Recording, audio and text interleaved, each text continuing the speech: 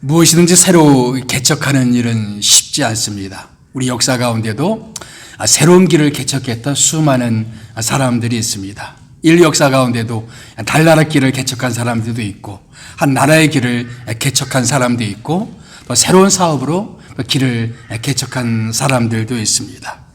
기독교 역사에 있어서 선교의 길을 개척한 사람은 누구일까요? 최초의 선교사는 누구일까요? 넓은 의미에서 보게 되면, 신약 성경에서 넓은 의미로 보게 되면 예수님이 최초의 선교사라고 말할 수도 있겠습니다.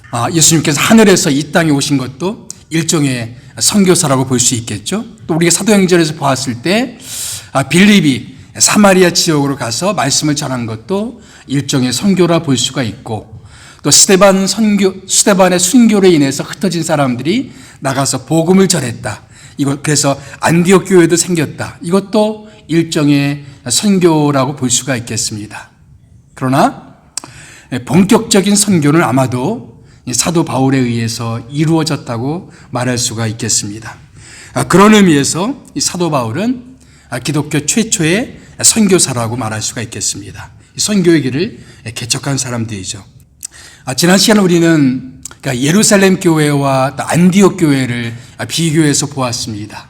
그래서 예루살렘 교회가 여러 가지 많은 장점이 있음에도 불구하고 사도행전에서 이 선교의 주역을 안디옥 교회가 맡았다는 이야기를 우리 함께 보았습니다. 안디옥 교회는 어떤 교회입니까? 스데반의 순교로 인해서 흩어진 사람들에 의해서 세워진 교회죠. 여기에 장차 바나바가 오게 되고, 바나바 거기서 말씀을 가르칠 때 지금의 터키 지방이죠. 터키에 있는 길리기아 지방의 다소에 있었던 사도 바울이 거의 약 10년 정도 다소에서 집거하고 있었는데, 그 바울을 불러다가 함께 안디옥 교회에서 사역을 하기 시작합니다. 그래서 안디옥 교회가 바나바와 바울에 의해서 크게 부흥을 해요. 1년치 사역을 하니까 많은 사람들이 안디옥 교회에 더해졌다라는 말씀이 이어졌습니다. 그리고 이제 그 이듬해 한 46년 혹은 47년경에 예루살렘에 큰 기근이 일어납니다. 1세기 역사학자인 요세푸스의 기록에 의하면은 AD 46년부터 48년 사이에 팔레스타인에 아주 극심한 그런 기근이 있었다라고 그런 기록이 남아 있습니다. 아마도 사도 바울 일행은 그 즈음에 갔던 것 같아요. 안디옥 교회에서 구제 헌금을 모았어요. 성도들이 다 십시일반 헌금을 모아서 예루살렘에 있는 성도들에게 구제 헌금을 보냅니다. 그때 갔던 사람들이 바로 바나바와 바울이었습니다. 그리고 이제 돌아와서 얼마 안 있다가 우리 지난주 보았던 사도행전 13장, 성령께서 모임 가운데 바나바와 바울을 따로 세우라는 말씀을 주십니다. 그래서 그 안디옥 교회는 즉각 바나바 바울을 선교사로 내보내게 됩니다. 안디옥 근처에 실루기아라는 그런 항구가 있습니다. 여러분 세계의 역사를 보게 되면 알렉산더 대왕 이후에 4명의 장군에 의해서 제국이 나누어졌다는 이야기를 혹시 배웠을 거예요. 그 왕조 중에서 셀류키드 왕조가 있습니다. 그래서 셀류키드 1세에 의해서 세워진 항구가 바로 실루기아 항구입니다. 이 실루기아라는 말은 헬라어로 셀류케이아, 그래서 셀루코스의 것 이런 뜻입니다. 셀루코스의 것. 그래서 주전 335년에 셀루코스 1세가 만든 아주 큰 항구였습니다. 여기서 바울과 바나바가 출항하게 됩니다. 그래서 간 곳이 어디입니까? 구브로 섬, 지중해에 있는 지금의 사이프러스 섬에 가게 됩니다.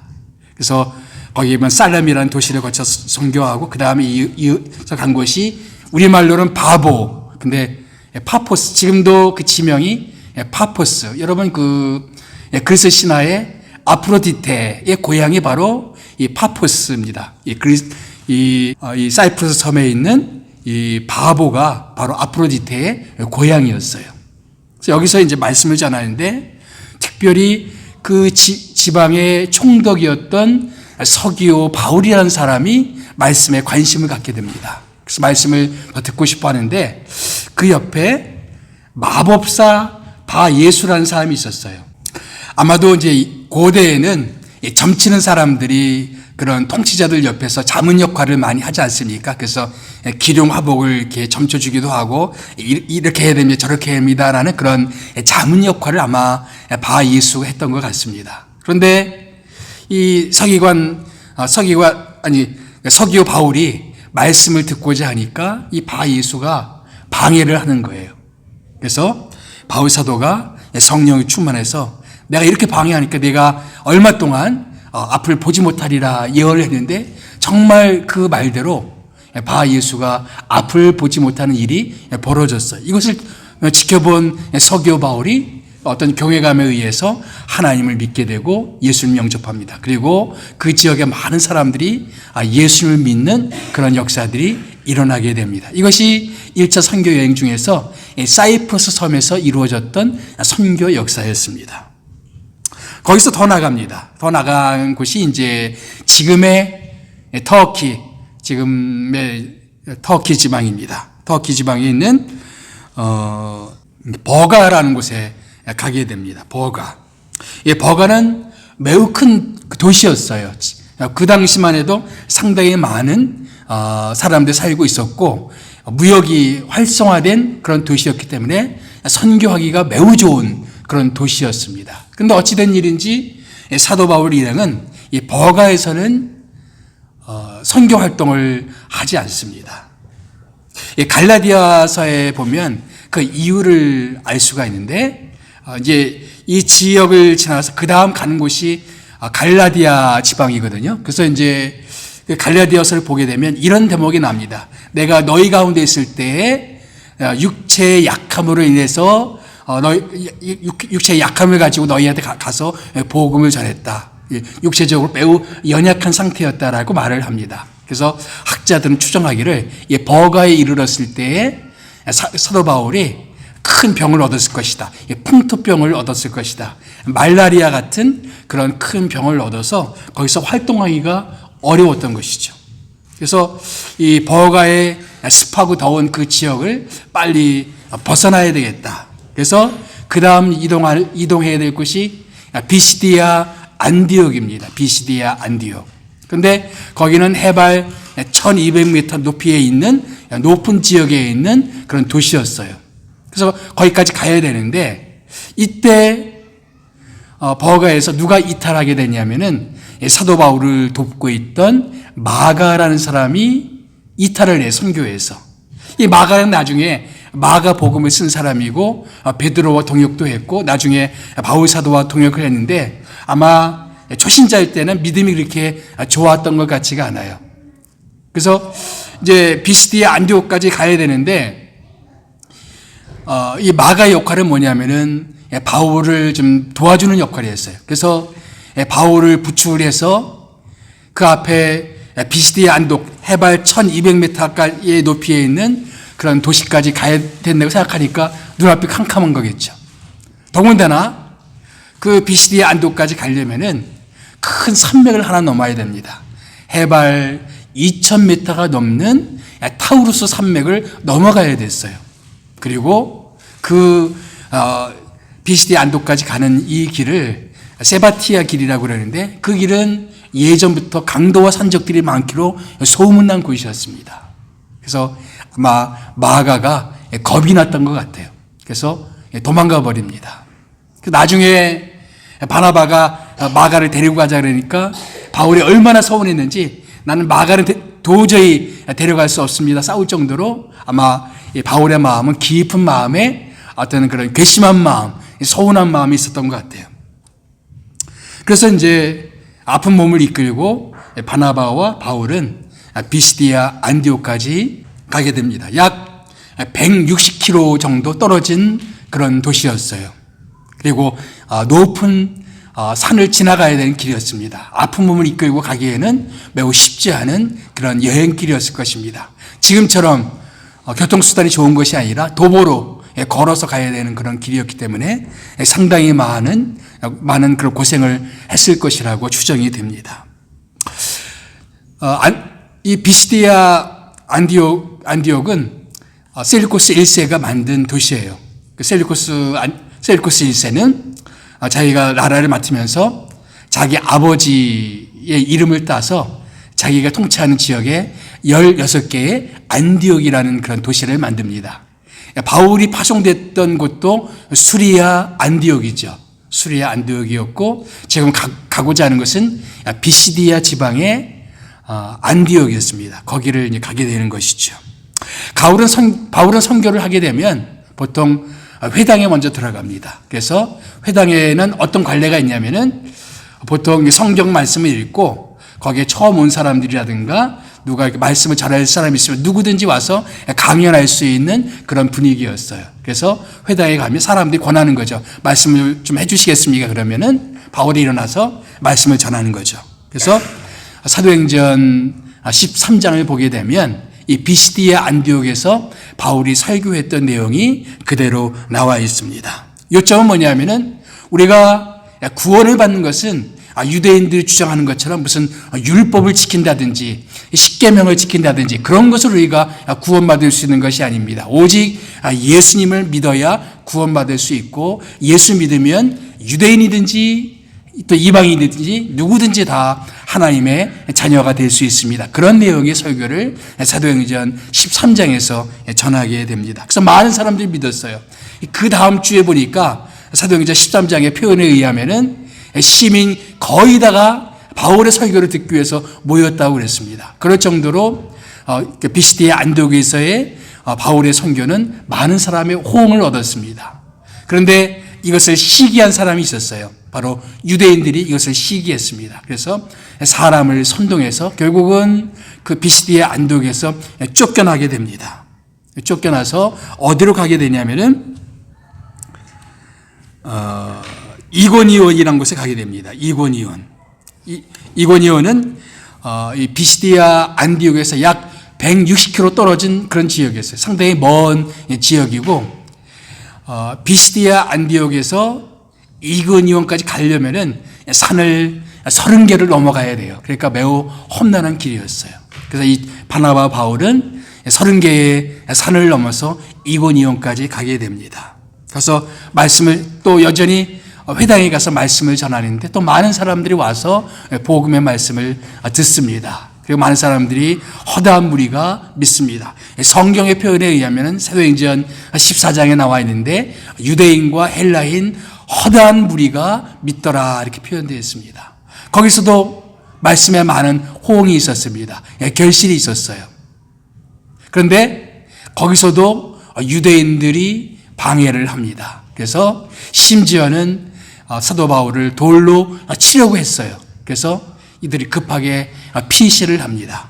그래서 간 곳이 어디냐면은 루스드라에서 루스드라에 가게 되는데 여기는 이고니온에서 약 54km 정도 떨어진 그런 지역입니다.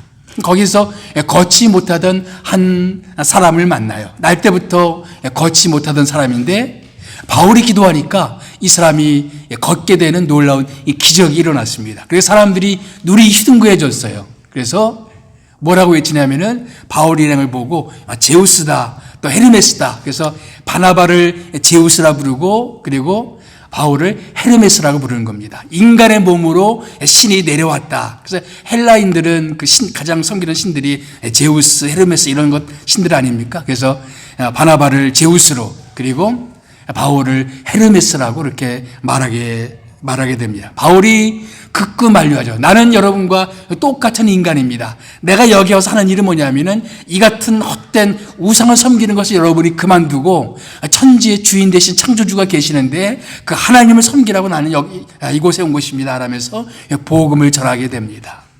그런데 바로 비시디아 안디옥 그리고 이고니온에서 유대인들이 여기까지 내려와서 바울이 이 루스드라에 왔다는 얘기를 듣고 이 비시디아 안디옥 그리고 이고니온에서 사람들이 내려와서 유대인들이 내려와서 사람들을 선동합니다. 그래서 여기서 무슨 일이 있냐면은 바울이 사람들에 의해서 돌에 맞아요. 그래서 거의 죽을 뻔했습니다. 사람들이 바울이 죽은 줄 알고 성 밖에 이렇게 버려둡니다. 근데 하나님의 은혜로 기적적으로 바울이 살아나요. 살아나고 몸을 회복하게 됩니다. 회복해서 그 다음날 더베로 또 이동을 하게 됩니다. 그런데 갈라디아서 말씀 보게 되면 나에게는 예수의 흔적이 있다라고 말하는데 아마도 이때 돌에 만져서 생긴 그런 상처의 어떤 자국이라고 그 사람들이 추정을 합니다. 그래서 돌에 맞아서 피투성이가 된 그런 몸으로 상처난 몸으로 그 다음날 더베까지 약 96km 정도 떨어져 있는 그런 곳이에요. 거기까지 가서 또 말씀을 전하게 되는 것이죠. 저는 더베까지 가는 그런 아픈 몸을 이끌고 상처난 몸을 이끌고 걸어가는 이 사도 바울의 모습을 보면서 참 개척자의 모습이 얼마나 고단한가라는 것을 또 엿볼 수가 있죠. 또 이 버가에서 이 비시디의 안디옥까지 병든 몸을 이끌고 말라리아나 어떤 풍토병에 걸려서 병든 몸을 이끌고 높은 산맥을 넘어가서 걸어가는 그런 사도 바울의 그런 모습들을 보면서 참 무엇인가 새로운 길을 개척한다는 것은 그렇게 고단하고 어렵다라는 것을 우리는 알 수가 있습니다. 감사하게도 더베에서도 하나님이 많은 사람들이 예수를 믿을 수 있게끔 은혜를 베풀어 주셨어요. 그래서 성경 말씀 보게 되면 많은 제자가 일어났다 그렇게 표현하고 있습니다. 많은 제자가 일어났다. 많은 제자들이 예수를 믿게 되는 놀라운 역사들이 일어나게 됩니다. 아마도 사도 바울 일행의 1차 선교 목적지가 이 더베까지였던 것 같아요. 이제부터는 돌아가는 길입니다. 근데 여러분 지도를 자세히 보시면 아시겠지만 더베에서 사도 바울의 고향이었던 다소 해서 그래서 수리아 안디옥까지로 돌아가면 훨씬 쉬운 길입니다. 실제로 2차 선교 여행 때는 사도 바울이 그 길로 다시 돌아와요. 그래서 훨씬 쉬운 길이 있는데 다시 어떤 길로 가냐면은 이고니온으로 해서 또 비시디의 안디옥으로 해서 그렇게 돌아갑니다. 무슨 이유였을까? 두 가지 이유가 있었던 것 같아요. 하나는 자기가 핍박을 받으면서 복음을 전했던 지역에서 예수 믿은 사람들의 믿음을 다시 굳건히 해줘야 되겠다 해서 핍박을 감수하고 다시 이고니오로 돌아가고 또 비시디의 안디옥으로 돌아갑니다. 그래서 믿는 사람들을 다시 견고하게 하고 그리고 거기에 뭐를 세우냐면 지도자들을 세워요. 장로들을 세웁니다. 뭐 믿은 지 얼마 안 되는 사람들이지만 그중에 누군가는 지도자가 있어야 되니까 지도자를 세워서 서로 함께 믿음의 공동체를 잘 이루어 가도록 그렇게 합니다. 그리고 돌아와서 그들에게 계속 편지도 보내고 그리고 2차 때 또 3차 때 계속 방문하면서 그 교회를 계속 견고하게 하는 사도 바울의 모습을 볼 수가 있습니다. 그런데 이렇게 되돌아갔던 이유는 뭐냐면은 또 한 가지 이유가 있는데 그것은 처음에 버가에 도착했을 때 병으로 인해서 말씀을 전하지 못했어요. 그런데 그냥 놓치기에는 너무나 좋은 도시였습니다. 그래서 이 고온지대에서 활동하다 보니까 아마 병이 좀 나았던 것 같아요. 그래서 다시 돌아가서 버가에 가서 말씀을 전합니다. 이것이 공식적인 1차 선교여행의 마지막 활동이었습니다. 그리고 이제 돌아오는 거죠. 그 옆에 있던 그 아달리아에서 배를 타고 출항을 하게 됩니다. 그래서 다시 실루기아로 해서 안디옥까지 가서 거기서 안디옥 교회에 도착해서 하나님께서 자기에게 이루신 일들을 보고하게 되죠. 그래서 하나님이 얼마나 자기에게 놀라운 일들을 이루셨는지 얘기하는데 우리 이 성경 말씀 함께 읽어볼까요? 사도행전 14장 27절 사도 바울이 어떻게 보고하고 있는지 함께 읽어보겠습니다. 시작. 그들이 이르러 교회를 모아 하나님이 함께 행하신 모든 일과 이방인들에게 믿음의 문을 여신 것을 보고하고. 우리 이 말씀을 통해 사도 바울이 어떤 마음으로 선교했는지를 알 수가 있습니다. 내가 참 고생하면서 말씀을 전했지만 이 모든 것은 하나님이 함께 하셨기 때문에 가능한 일이었다. 하나님께서 그들의 믿음의 문을 열어주셨기 때문에 가능한 일이었다라고 고백합니다. 여러분, 그렇습니다. 우리가 아무리 위대한 일을 한다 할지라도 하나님이 함께하지 아니하시면 우리는 아무것도 할 수 없다는 것입니다. 하나님께서 사람들의 믿음의 문을 열어주지 아니하시면 우리는 아무것도 이룰 수가 없습니다. 기도하기는 우리들 가운데도 하나님께서 그런 믿음의 문을 주께서 열어주시기를 기도합니다. 그리고 이 지역 가운데도, 이 스프링필드 이 지역 가운데도, 또 이 주변 지역 가운데도 하나님께서 믿음의 문을 열어주셔서 많은 사람들이 주 앞에 돌아오고 또 교회를 통해서 예수의 복음을 듣는 그런 일들이 일어났으면 좋겠습니다. 바울 일행은 선교를 하면서 참 많은 어려움을 겪었습니다. 구브로에서는 마법사 바 예수의 방해도 있었고, 또 다른 도시에서는 유대인들의 아주 노골적인 그런 방해가 있었죠. 사람들을 선동해서 심지어는 돌을 던지게끔 만드는 그런 일들도 있고, 한 지역에서 다른 지역으로 쫓아내기도 하는 그런 방해를 받습니다. 또 버가에서 경험했던 것 같이 큰 병을 얻었죠. 풍토병을 얻어서 정말 어려운 몸으로 이 도보로 산행길을 오르고, 또 돌에 맞으면서 덕에까지 터벅터벅 걸어가는 그런 어려움도 그런 겪었습니다. 또 신뢰했던 동역자 마가가 도중에 이탈하고 도망가 버리는 마음의 아픔도 그런 겪었습니다. 이렇게 새로운 길을 개척하는 것은 고단할 수밖에 없는 그런 길인 것 같습니다.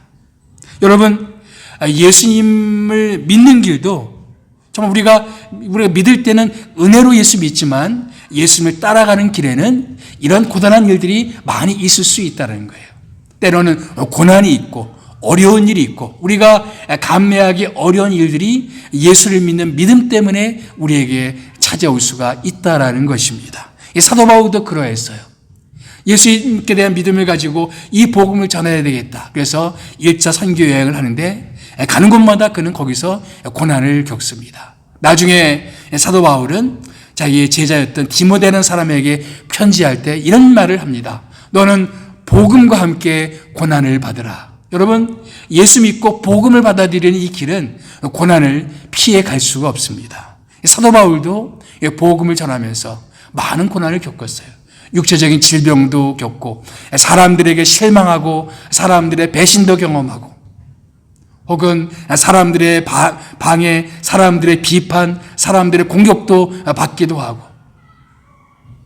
또 육체적인 여러 가지 어려움을 겪기도 하고 우리도 마찬가지입니다. 우리가 주님을 따라가면서 이런저런 어려움을 겪을 수가 있다라는 것입니다.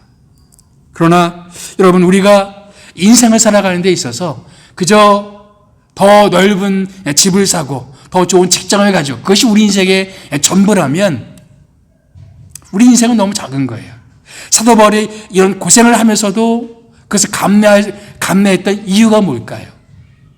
바로 복음을 전하면서 사람들이 예수를 믿고 거기에 예수 믿는 공동체가 세워지는 그 영광을 알았기 때문에 그것이 자기가 고생하는 것보다는 비교할 수 없는 그런 기쁨이기 때문에 기꺼이 거기 가서 복음을 전했던 것이죠.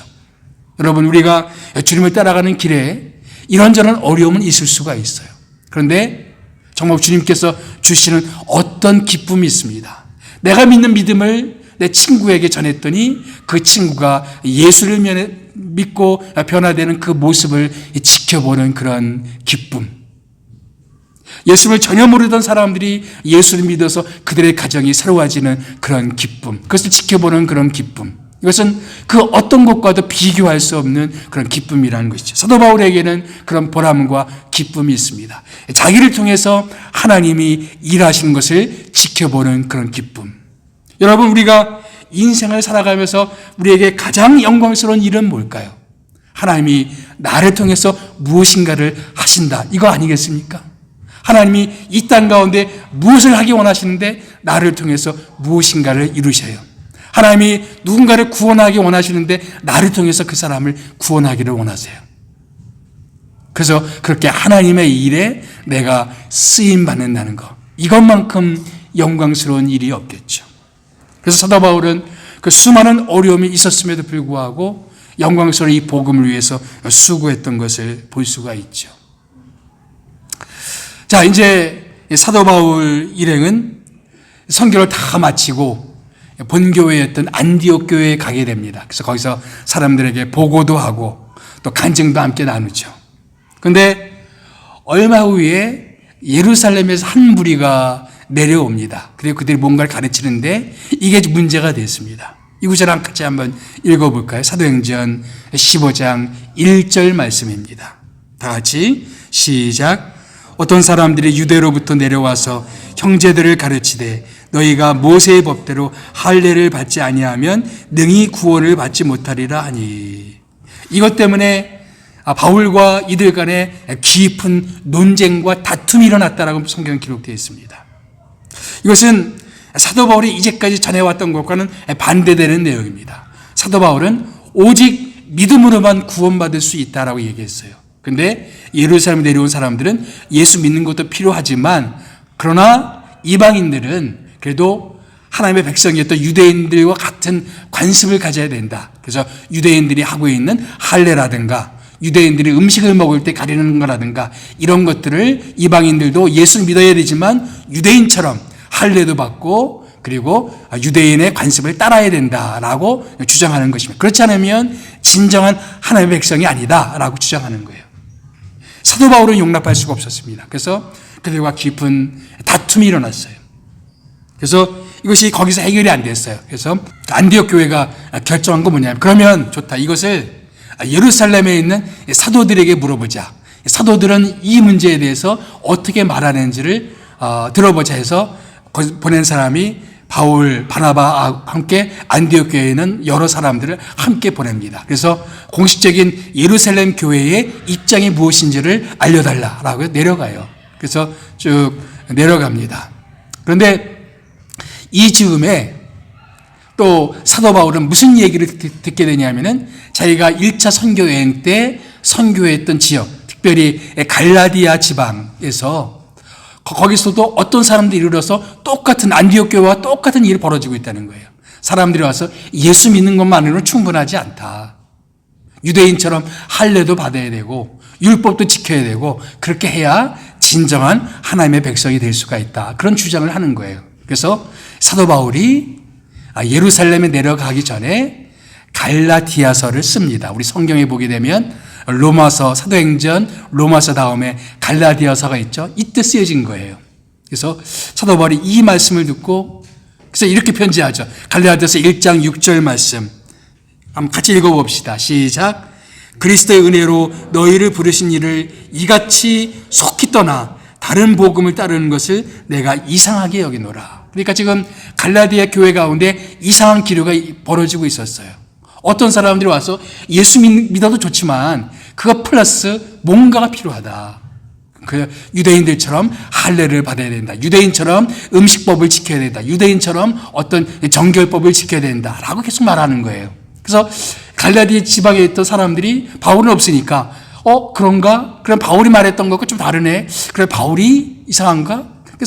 사람들은 바울은 뭐 정식 사도도 아니야. 막 이렇게 사도 바울을 폄훼했단 말이죠.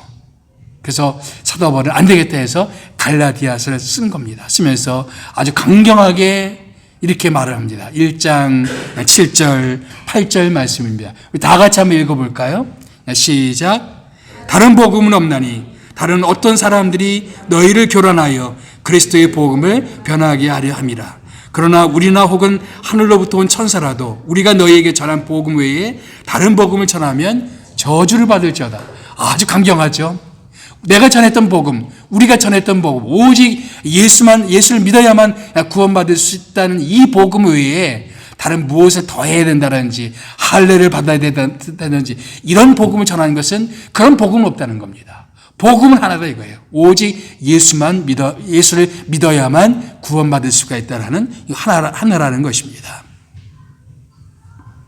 이 편지를 쓰고 사도 바울 일행은 바로 예루살렘으로 내려가게 됩니다. 그래서 안디옥에서 예루살렘까지 내려가죠. 바울, 바나바 그리고 안디옥 교회 여러 교인들과 함께 내려가서 사도 바울의 예루살렘에 있는 사도들의 입장을 듣고자 합니다. 그래서 내려가서 사도 바울은 또 예루살렘에 있는 사도들과 교제하고 인사도 나누고 그리고 또 자신이 1차 선교 여행을 하면서 또 일어났던 그런 여러 가지 일들을 함께 보고도 합니다. 그래서 보면 함께 기뻐했다라는 그런 내용이 나와요. 쭉 교제도 나누고 또 선교 보고도 한 다음에 안디옥 교회에 있었던 문제를 끄집어냅니다. 안디옥 교회 가운데 지금 예루살렘에서 어떤 사람이 내려와서 이렇게 가르치고 있는데 사도들의 입장이 무엇인지를 듣고 싶습니다 라고 이야기를 해요. 그래서 사도행전 15장에 보면 많은 변론이 있었다, 많은 토론이 있었다 그랬어요. 많은 토론이 있은 다음에 결론적으로 세 사람, 처음에 사도 베드로가 일어나서 주장을 하고 그 다음에 사도 바울과 바나바가 자신이 선교 여행 중에 있었던 이방인들이 구원받는 일들에 대해서 간증을 하고 그리고 최종적으로 그 당시 예루살렘 교회 지도자였던 예수님의 동생 야고보가 최종적인 결론을 내리게 됩니다. 자, 먼저 사도 베드로는 무엇을 주장했나? 하나님의 사도 베드로에게 특별한 경험을 하게 해주셨죠. 그것이 뭡니까? 사도행전 10장에서 사도 베드로를 통해서 예수 믿고 성령 받은 사람이 누구였었죠? 이방인 고넬료였죠. 그래서 이방인이었던 고넬료가 예수 믿고 나서 유대인과 똑같이 그들도 하나님의 성령을 받고 구원받는 그런 역사를 난 지켜봤다. 그런 간증을 하면서 이렇게 이야기합니다. 사도행전 15장 9절 10절 말씀입니다. 다 같이 시작. 믿음으로 그들의 마음을 깨끗이 하사 그들이나 우리나 차별하지 아니하셨느니라. 그런데 지금 너희가 어찌하여 하나님을 시험하여 우리 조상과 우리도 능히 매지 못하던 멍에를 제자들의 목에 두렸느냐. 사람들의 마음이 깨끗하게 되는 것, 사람의 죄사함을 받고 마음이 정결하게 되는 것은 오직 믿음이 아니더냐. 우리 유대인들도 믿음으로 우리 죄사함을 받고 이방인들도 믿음으로 죄사함을 받고 여기서는 유대인이나 이방인이나 차별이 없다. 차이가 없다 이거예요. 유대인이든지 이방인이든지 죄사함 받는 것은 믿음으로 죄사함 받는 것이지 율법을 지킨다든지 아니면 할례를 받는다든지 그런 것으로 우리가 죄사함 받는 것이야. 거기는 차별이 없다. 그럼 너희는 어찌해서 우리도 잘 지키지 못했던 율법을 그런 멍에를 이방인들에게 두려고 하느냐. 이것이 바로 사도 베드로의 주장이었습니다. 그리고 이어서 사도 바울이 자기의 선교지에서 있었던 일들을 간증을 하죠. 이방인들도 이 복음을 듣고 예수를 믿고 그들 가운데 성령의 역사가 있었고 하나님의 은혜가 있었다라는 것을 간증하게 됩니다. 사도 바울이 1차 선교 여행을 하면서 그가 전했던 복음을 한 구절로 요약하자면 이 구절을 뽑고 싶어요. 사도행전 13장 39절 말씀입니다. 우리 다 같이 읽어볼까요?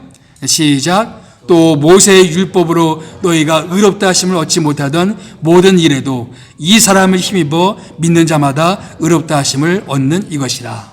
똑같은 복음이죠. 그렇죠? 우리가 모세의 율법으로 우리가 의롭다 하심을 얻는 것이 아니다. 여기 의롭다 하심이라는 표현이 나오는데 이것은 쉽게 말하면 죄사함 받고 구원받고 천국 백성이 되는 것입니다. 우리가 이런 구원받는 것, 죄사함 받는 것, 우리가 영생을 얻는 것은 율법을 지키는 것으로 되는 것이 아니다. 누구를 힘입어서?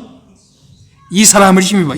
이 사람이 누굽니까? 지금 사도 바울이 예수님을 계속 전하고 있어요. 그래서 예수님을 힘입어서 우리가 구원받는 것이지 율법을 지키는 것을 구원받는 것이 아니다.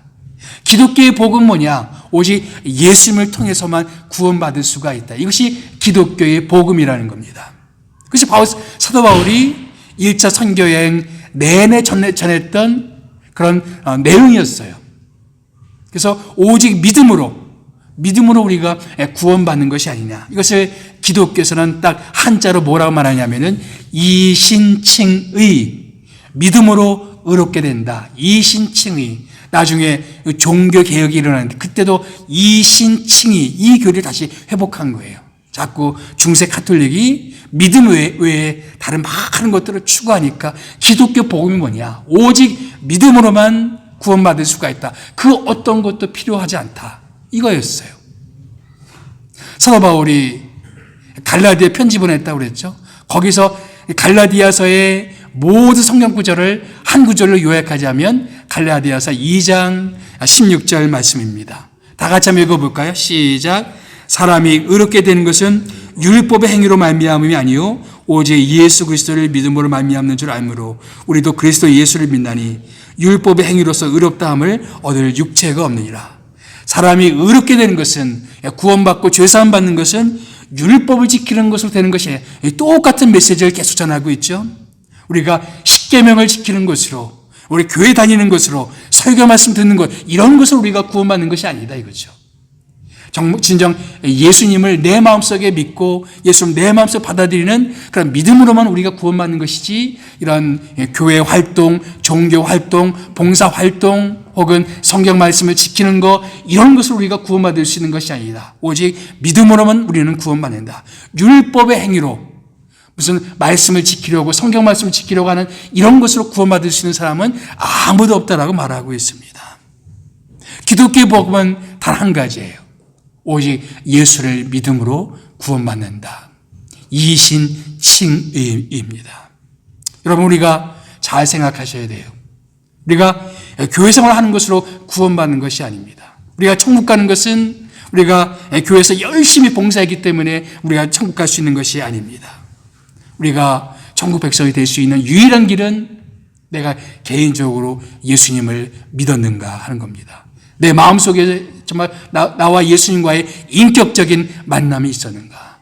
난 정말 그 예수님을 내 마음속에 구주와 주님으로 영접한 적이 있었는가? 이것이 아니면 아무리 우리가 율법을 많이 지키고 성경 말씀을 열심히 읽고 교회 생활을 열심히 하고 해도 진정한 하나님의 백성이 아니다 이거예요. 그래서 갈라디아에서 강하게 주장한 게 이겁니다. 예수님께 대한 믿음 외에 다른 것은 없다. 율법을 지키는 것으로 구원받을 수 있는 사람은 단 한 사람도 없다. 누가 완벽하게 하나님이 원하는 그 말씀을 다 지킬 수 있는가? 아무도 없다 이거죠. 율법으로는 구원받을, 의롭다 하심 받을 육체가 하나도 없다라고 이야기하고 있습니다.